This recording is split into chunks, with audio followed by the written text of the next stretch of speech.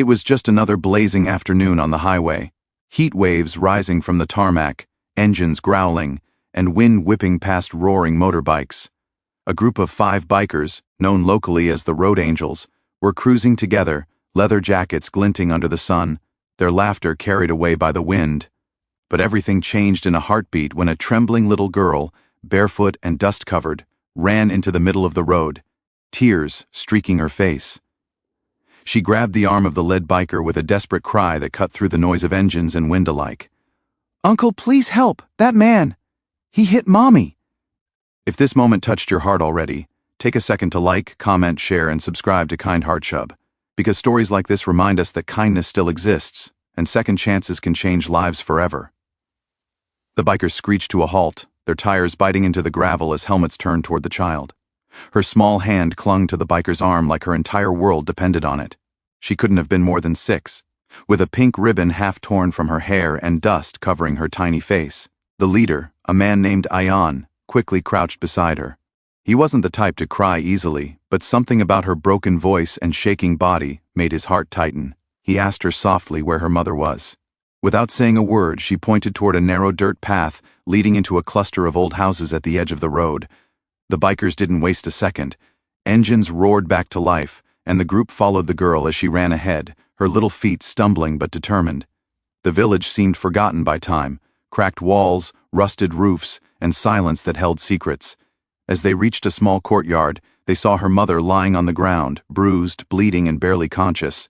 A man, tall and reeking of alcohol, stood over her with a belt in his hand, yelling curses that turned the bikers' blood cold. The girl ran to her mother, crying, "Mama, wake up, I brought help!" Ayan and his group froze for only a moment before anger took over. These men weren't lawless rebels, they were ex-soldiers, mechanics, and everyday men who had formed their biking club not just for thrill, but to protect, to help, to make sure no one felt powerless again. What they saw ignited something deep within them, something primal, righteous, and burning with fury. Ayan took one step forward and said in a deep voice that could silence storms, "That's enough." The man turned, sneering, "Who the hell are you?" But before his words could finish, one of the bikers moved, faster than thought, kicking the belt from his hand. The rest surrounded him in a circle, 5 towering figures clad in black leather and determination. The air itself seemed to thicken. Ayan didn't hit him immediately. He looked him straight in the eyes and asked one question, "Why would you hurt the ones who love you most?" The drunk man just spat on the ground, muttering something vile. That was the last straw. Justice didn't wait for words anymore. The fight didn't last long. The bikers didn't beat him senseless. They made sure he could still face what he had done. They restrained him, called the local authorities, and stayed until the police arrived. But the most powerful part of that day wasn't the fight. It was what happened after. As the mother slowly regained consciousness, her eyes fluttered open to see her daughter sitting beside her, holding her hand. When she saw the bikers around her, her lips trembled as she whispered a thank you that came straight from her soul.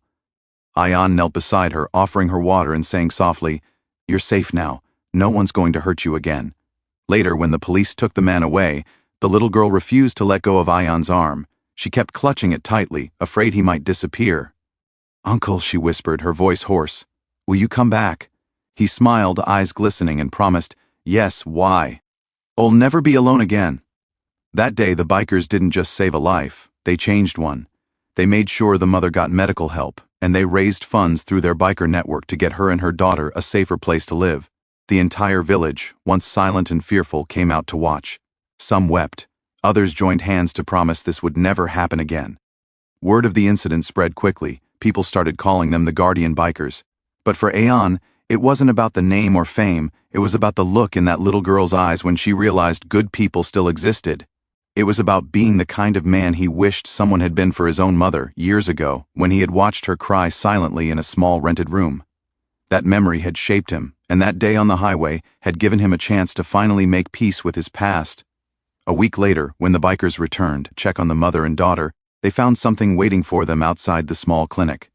The little girl ran up with a drawing in her hand, a picture of 5 bikers with angel wings standing beside a smiling mother and child. On top, written in crooked, childish handwriting, were the words, "Thank you, my heroes." Ayan took that paper and held it close, unable to speak. He knew that sometimes justice doesn't come from courts or uniforms, it comes from hearts that refuse to look away. And that's what kind hearts are made of. Not perfection, not power, but compassion that moves faster than fear, and courage that rides through pain to bring hope. If this story touched your heart, please like, share, comment, and subscribe to Kind Heart Shub. Every small action spreads awareness, every click fuels kindness, and every heart that feels something today might help someone tomorrow.